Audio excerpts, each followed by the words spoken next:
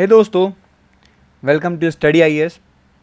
और आज की वीडियो में मैं आप सभी के साथ डिस्कस करूंगा मरबर्ग वायरस के बारे में।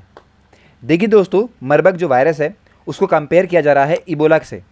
इबोला जब दोस्तों यहाँ पे अफ्रीका में देखा गया था, उस टाइम पे अफ्रीका की जो हालत हुई थी दोस्तों, ये बहुत बुरी हो गई थी। जो पूरा अफ्रीका रीजन है दोस्तों, वहाँ पे मौतें तो आप कह सकते हैं इतनी ज़्यादा इंक्रीज़ हो गई थी कि आज तक उतनी मौतें हमने नहीं देखी होंगी। एक बीमारी ऐसी आई गई दोस्तों इबोला, जो कि हर घर में फैल गई। हर आप कह सकते हैं जो अफ्रीका का व्यक्ति है, कहीं ना कहीं वो इससे अफेक्ट हुआ था। जैसे कि दुनिया भर में आप कह सकते हैं कोरोना फैला, दुनिया भर इससे जूझ रही थी, वैसे ही जब इबोला आया था अफ्रीका में, तब आप कह सकते हैं अफ्रीका का हर एक परिवार जो है वो कहीं ना कहीं इस आप कह सकते हैं बीमारी की वजह से अफेक्ट हुआ था। वैसे ही दोस्तों यहाँ पे कंपेयर किया जा रहा है मरबर्ग वायरस को। ये क्या है दोस्तों, और इसका जो केस है वो कंफर्म करा गया है घाना के अंदर।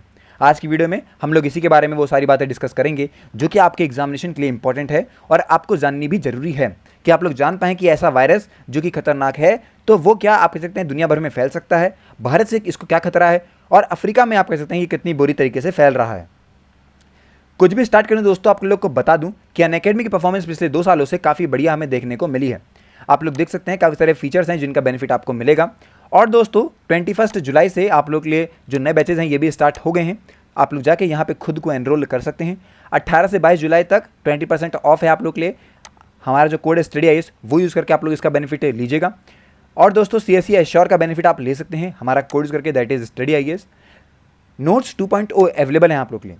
देखिए काफ़ी बढ़िया तरीके से चीज़ें एक्सप्लेन करी गई हैं, PYQ पे ध्यान दिया गया है, टाइमलाइंस और माइंड मैप्स हैं आपके पास, जो भी कंटेम्प्रेरी इश्यूज़ हैं उनको भी कवर किया गया है। बेसिकली दोस्तों इतने बढ़िया नोट्स हैं ना कि आप लोगों को इन नोट्स के अलावा और कुछ ज़रूरत नहीं पड़ेगी। आपकी एग्जामिनेशन में ये नोट जितनी मदद करेंगे, मैं कहूँगा कि और कोई आपको इतनी मदद नहीं करने वाला है। तो आप लोग अभी जाइए, जल्दी से जल्दी सब्सक्राइब कीजिए और इसका बेनिफिट ज़रूर लीजिए। टेस्ट सीरीज अवेलेबल है 20% के ऑफ पे, हमारा कोड यूज़ करिएगा। और दोस्तों 0% की EMI भी अवेलेबल है। 24 जुलाई सुबह 11 बजे UPSC CSE का GS कॉम्बैक्ट है। एनरोल करने के लिए स्टडी आईएएस को यूज़ कीजिए, आपको काफ़ी बेनिफिट होगा। और लेजेंड्स विजडम सीरीज़ लाई गई है जो कि रोड टू लबासना को लेके आज से चालू है दोस्तों, आप लोग इसका बेनिफिट भी ले सकते हैं। डाउट क्लियरिंग सेशन है आप लोग के लिए, तो जो बच्चे दिक्कत महसूस कर रहे हैं वो जाइए और अपने डाउट क्लियर कीजिए। ये दिन आप कह सकते हैं इतने 5 बजे शाम को आपके सभी डाउट्स जो हैं वो क्लियर होंगे। अब देखिए मरबर्ग जो है वो इबोला की तरह एक फीलो वायरस है, जो कि आप कह सकते हैं डिजीज़ है और काफ़ी सारे क्लिनिकली वो सिमिलर भी हैं।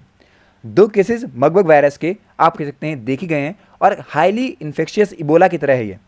मैं बता दूं कि कंफर्म जो केसेस हैं वो आपके घाना से तरफ से करे गए। वहाँ की एक वेरीफाइड लैब है दोस्तों, वहाँ पे आप कह सकते हैं सीनेगल लेबोरेटरी, वहाँ पे आप कह सकते हैं चीज़ें टेस्ट हुई हैं। अकॉर्डिंग टू WHO जो पहला केस है दोस्तों वो 26 साल एक मेल है, उसका चेक करा गया था हॉस्पिटल में जून 26 को, और वो अगले दिन आप कह सकते हैं ख़त्म हो गया।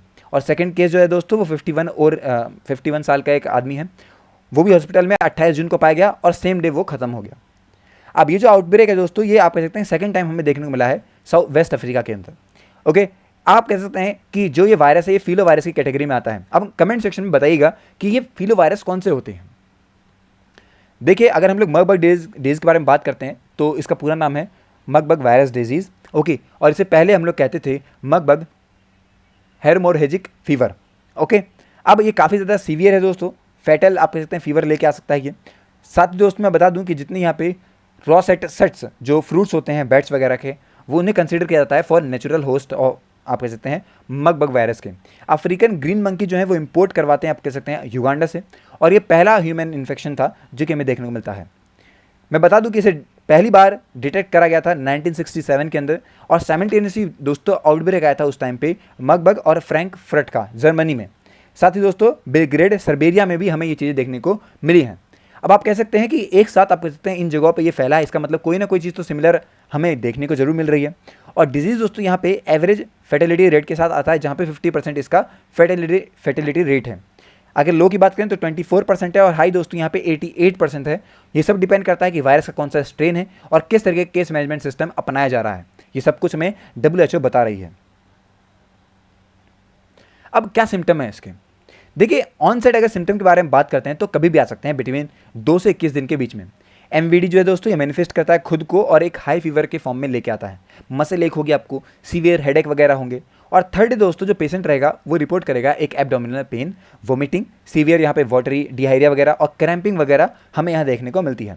इसी फेज़ में दोस्तों WHO ने कहा कि पेशेंट जो है वो कहीं ना कहीं हमें आप कह सकते हैं गोस्ट लाइक, मतलब कि उसकी जो आंखें हैं काफ़ी ज़्यादा अंदर चली जाएंगी, जो एक्सप्रेशन लेस हो जाएंगे फेसेस, और एक्सट्रीम लेथार्जी, मतलब कि बहुत ज़्यादा आप कह सकते हैं एकदम, जब आदमी एकदम ही थक जाता है ऐसा कुछ महसूस होगा हमें। 5 से 7 दिन के अंदर दोस्तों जो पेशेंट है उसकी नाक से खून बहना चालू हो जाएगा, गम से ब्लड अपीयर होगा उसकी वॉमिटिंग वगैरह में, और सीवियर ब्लड लॉस की वजह से दोस्तों उसकी डेथ हो सकती है। अब ये जो सिम्टम है दोस्तों ये 8 से 9 दिन के बीच में भी आ सकते हैं, और सिम्टम के बाद दोस्तों अल्टीमेटली वहाँ पे डेथ बताई गई है। ये सब चीज़ें हैं जो कि हमें इस वायरस में देखने को मिल रही हैं। अब कैसे इस वायरस का डायग्नोसिस होता है, ट्रीटमेंट होता है, देखिए डिफिकल्टी यहाँ पे रहती है क्योंकि यहाँ पे क्लिनिकली इसका डायग्नोसिस बहुत मुश्किल है एमवीडी का, मलेरिया वगैरह का, टाइफाइड फीवर का, काफ़ी सारे और भी यहाँ पे वायरल हेमोरेजिक फीवर्स हैं, पर ये कंफर्म करा गया है लैब टेस्टिंग के सैंपल्स के थ्रू कि आप कहते हैं जिस तरीके से कोरोना वायरस इबोला है वैसे ही दोस्तों ये काफ़ी एक्सट्रीमली बायोहैजार्ड रिस्क लेके आता है। यहाँ पे कोई अभी अप्रूव्ड एंटीवायरल ट्रीटमेंट इसका नहीं लाया गया है, कोई भी वैक्सीन नहीं है दोस्तों अभी तक के लिए। ये बोला गया है कि इसको मैनेज किया जाता है विद सपोर्टिव केयर के थ्रू, मतलब आप लोग ध्यान रखिएगा, इंसान बच जाएगा, गलती होगी इंसान खत्म हो जाएगा। ये बातें हैं जो कि हमें पता लगती हैं। इसके साथ साथ दोस्तों यहाँ पे रिहाइड्रेशन है, ओरल ओके इंट्रावेनस फ्लूइड्स वगैरह से ट्रीटमेंट हो सकता है दोस्तों स्पेसिफिक सिम्टम्स का, और उसकी मदद से हम लोग यहाँ पे डेथ को प्रिवेंट कर सकते हैं। मान लीजिए बुखार हुआ, बुखार का हमने इलाज करा और उसके थ्रू यहाँ पे कहीं ना कहीं ये वायरस खत्म हो गया, पर एज ए स्पेसिफिक इसके लिए कोई दवा, कोई ट्रीटमेंट अभी तक अवेलेबल नहीं है दोस्तों। वहीं दोस्तों कुछ इस तरीके के वायरस हमें यहाँ पे मंकी पॉक्स मिला केरल के अंदर, जैसे कि मैंने कवर करी पूरी वीडियो, उसका सेकंड केस भी पता चला है हमें। पहला केस दोस्तों जुलाई आप कह सकते हैं 14 को पता लगा था, 35 साल का एक व्यक्ति था जो कि यूएई से भारत देश में आया था और उसको ये वायरस हो गया। मंकी पॉक्स जो है दोस्तों वो सेल्फ लिमिटिंग डिजीज़ है दोस्तों, और इसका जो फर्टिलिटी रेट है ये भी बहुत कम है, और ये सब हमें आप कह सकते हैं बहुत ईजिली मैनेजेबल है कि हम लोग क्लिनिकली आप कह सकते हैं इसकी दवा देख के कंसिडर कर सकते हैं और आराम से खत्म कर सकते हैं, प्रोटेक्ट किया जा सकता है। वैसा ही काला अजहर और ब्लैक फीवर भी है, इसके बारे में मैंने कल ही वीडियो कवर करी है दोस्तों, उसको भी आप लोग देख सकते हैं। वहाँ पे आप कह सकते हैं बंगाल में भी 11 डिस्ट्रिक्ट में फैला हुआ है। सीनियर्स जो हैं वहाँ के उन्होंने बिल्कुल आप कह सकते हैं बता दिया, एकदम रेड अलर्ट दे दिया है बिल्कुल कि कोई भी आप कह सकते हैं कहीं से भी कोई नहीं जाएगा और कुछ भी हमें ऐसे देखने को नहीं मिलेगा। ओके, तो ये सारी बातें जो कि हमें पता लगती हैं। रिसेंटली दोस्तों कुछ सालों से हमने ये भी देखा है कि जो वायरस वगैरह हैं, ये जो डिजीज़ वगैरह हैं, ये बढ़ती जा रही हैं। क्या ऐसा हो रहा है या फिर हमने अभी ज़्यादा नोटिस करना चालू कर दिया है कोरोना वायरस के बाद? तो आप लोग बताइएगा कि आपका क्या कहना है इस आप कह सकते हैं विचार पे, कि क्या पहले से ही डिजीज़ बहुत सारी थी, हम लोग ध्यान नहीं दे रहे थे, पर कोरोना वायरस के बाद हम लोग ज़्यादा ध्यान दे रहे हैं तो इसलिए ज़्यादा डिजीज़ निकल के आ रही है? इस टॉपिक पे आप लोग बताइए कमेंट सेक्शन में आपका क्या कहना है। मिलते हैं दोस्तों नेक्स्ट वीडियो में और भी अच्छे टॉपिक के साथ। Till then take care and have a nice day.